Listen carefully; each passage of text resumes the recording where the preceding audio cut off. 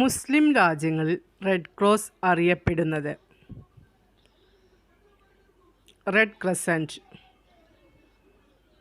ഏത് രാജ്യം ഔദ്യോഗികമായി അംഗീകരിച്ച ശേഷമാണ് റെഡ് ക്രോസ് സൊസൈറ്റി എന്ന പേര് ലഭിച്ചത്?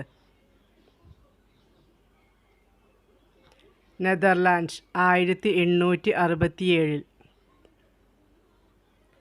ഗാന്ധിജി റെഡ് ക്രോസിൻ്റെ വോളണ്ടിയർ ആയി പ്രവർത്തിച്ചത് എന്നാണ്? ബോബർ യുദ്ധകാലത്ത്.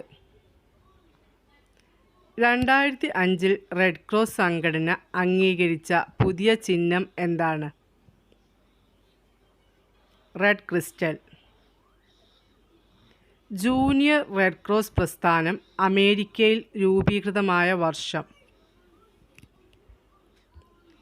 1917.